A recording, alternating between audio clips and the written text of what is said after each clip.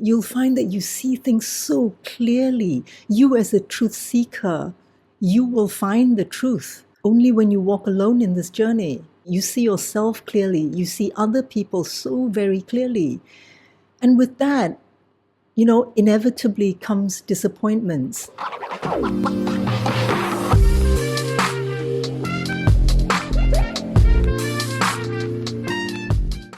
Hi there, welcome back. If this is your first time here, my name is Sue Lee, and I talk about the spiritual awakening journey of the truth seeker, former scapegoat. Most people are deluded. Their choices, the decisions, important decisions that they make in life, is based not on wholeness, but on what people will think of them, how people see them. But for the truth seeker, we question everything. We all have our shadow sides. Everyone has had some kind of trauma or another. The shame, the guilt, the so-called ugly parts of ourselves that we don't want to see, that we bury because of maybe family conditioning, societal conditioning, that we shouldn't be this way and we should be that way instead. What a good husband is, what a good wife, son, daughter. All those things contribute to our idea of what the perfect person is. But the harm is that the shadow side, when we don't confront it, it stays with us. It never goes away until we confront these demons. And for the truth seeker, it's inherent in our nature to want answers to ourselves, to who we really are. As a truth seeker, I'm sure you would have, shone a torchlight in every dark corner, every nook and cranny of yourself, lifted up all the rugs to see what was hiding underneath. And even though it's painful to confront these things, but when we do, then something magical happens. Because then we begin to piece together everything, all aspects of ourselves, the so-called good side, the so-called bad sides, aspects of ourselves. It's when we integrate them that we become whole. And that's where we attain self-acceptance, self-respect, and self-love. Self-respect and self-love is not from other people's idea of what a good person is. Self-love is from acceptance of every single aspect of yourself. When people don't look into those areas, they remain fragmented. And a fragmented soul is a tormented one.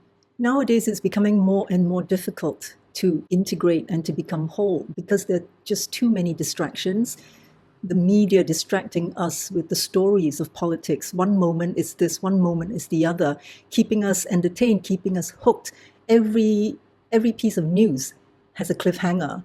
He's going to do this. Oh no, he's going to do that. Oh no, they're going to, it just goes up and down in a perpetual roller coaster ride, just stories to keep us hooked. The what will happen next. The news is just one of many, many distractions. Social media, curated posts that value image over integrity, that keep us doubting ourselves as to whether we're doing life correctly or not, about whether we are successful enough or not. One of the most dangerous distractions is spiritual bypassing. It is the commercialization of spirituality. All these gurus selling enlightenment, people who take advantage of the vulnerable by selling crystals and incense and meditation workshops. I'm not saying that they are all bad. I'm just saying that the initial journey of self-awareness has to be done alone. And again, this is just my personal experience, that I realized that it is essential to do it on your own, without the advice of anyone, without the company of anyone, without even your tribe. Your tribe will come soon enough, but at the initial stage, it's best to do it alone, because that's when you cut off all the distractions, other people's opinions, what you should do, what you shouldn't do. It's just like a repeat of childhood conditioning, except with different people. It's when you're alone in this journey, when you don't seek help, but you go inward, that is really where you find all the answers. They're all buried in the noise. I find this to be true because after you've been through that, you'll find that you see things so clearly. You, as a truth seeker, you will find the truth only when you walk alone in this journey. You see yourself clearly. You see other people so very clearly. And with that, inevitably comes disappointments. Your circle of friends shrink to almost nothing because you see through them. Not because they're bad people, not because they're bad friends. They were supportive of you at one point when you were a victim. But when you're no longer the victim, then staying friends with people who identify as rescuers will just stunt your growth. Performative spirituality can be a lifesaver when you have nowhere else to go. But they're just a bridge. They're just a bridge from one place to another, whether it's the workshops that you attend or the candles and crystals that you buy. They are just a bridge. And there comes a time when we have to let go of those bridges because we've outgrown them. It doesn't help that spirituality is commercialized, that this crystal is going to do this for you, or that incense is going to ward off evil spirits. They might. I'm not saying they don't work. I'm just saying that ultimately the power is within you and not in things. You see, I had one of the biggest disappointments, and I take accountability for it because I was hoping that this person would understand. But I discovered that it was performative spirituality, which is sad to begin with. Disappointments are sad to begin with, but they are indications of your progress because, the road least traveled can only become narrower and narrower as you progress in this journey, because most people would rather cling to a delusion or to something that is external to them. Performative spirituality is more dangerous than it seems on the surface. It gives us the illusion of progress, that the more crystals and gongs we have in our home, the more spiritual it means we are. It stops us from looking inside, because the only way out of this system, this dysfunctional system, is in. Yes, it's lonely to begin with, but only to begin with, because it's a matter of time before you find your tribe. There is an attraction between truth seekers who don't get triggered easily because they've done the inner work. They're not scared of triggers. In fact, they welcome triggers because it shines a light at things that they haven't dealt with yet. And they welcome it because then, it's something to look into and to achieve another level of freedom from the claws of delusion. And with these kindred spirits, you don't have to walk on eggshells. You don't have to be so careful about what you say just in case you trigger them. This is another thing, truth seekers are always triggering other people. And this is why we find that people distance themselves from us. It's not that you've said or done anything wrong. It's just the very nature of the truth seeker that inadvertently exposes the dark sides of them. And subconsciously they feel it. They feel the pain and they recoil. You see, the soul wants truth. The soul is attracted to truth. It is truth.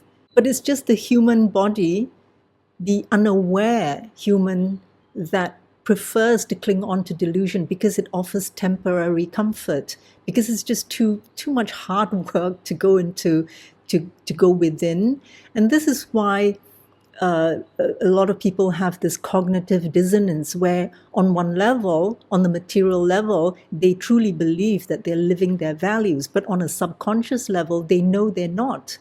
Especially in the presence of a truth seeker, their vibe kind of exposes this discrepancy because they're not integrated.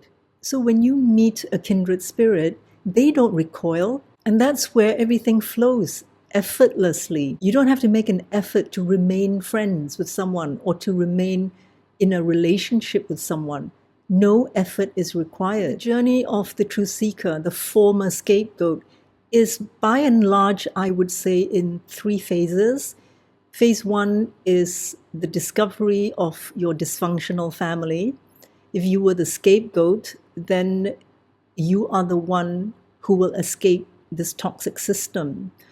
And because you find disappointment after disappointment, and eventually find that every single member of your family and extended family members are desperately clinging on to the dysfunction rather than to see the abuse that you suffered, because they're all deluding themselves. It's safer to delude themselves and to curate stories of how harmonious they are. The second stage is when you give up on the family and you seek support from friends. And when you reach a point where you find that they too are disappointing because they are also clinging on to their family dysfunction, because bringing up stuff about family hits a nerve in them. And the ones who do talk about it with you are in it for either the gossip or to rant and rave or to seek validation that their family is not the only dysfunctional one in the world, because yours is too. So it's like to seek validation, like camaraderie. But as you go through this journey, you'll find that they're not interested in getting out of the toxic system. They are too comfortable in it being the victim, being the perpetual victim. And those people are not helpful for you either. And this is where you find that the road least traveled has again become narrower. The nature of the truth seeker is very uncomfortable for most people. Then you start to think, none of my friends understand. None of them actually want the truth. So this is where you come to the third stage, which is your final stage of liberation, a journey inward. And you will find the strength in you to carry you through, because you've lived through so many disappointments. And the only person who can save you and who can take you to the ultimate liberation is yourself. I hope you found this supportive, and I hope that it serves as a reminder that once you are fully integrated, you will never be a disappointment to yourself, because you've integrated every single thing, even the parts of you that you didn't like before, because you accept all your past mistakes, but with remorse. And with remorse, you know what to do next to address the discomfort within yourself. And once you've done this, you will naturally attract those on a similar path, those who have also integrated themselves, those who have also done the hard inner work that you have. And with that, no one is ever going to disappoint you, because your future relationships and friendships are based on integrity, based on honesty, rather than on transactional ones and those based on mutual validation of their mutual delusions. Now you take care of yourself, and I'll see you soon.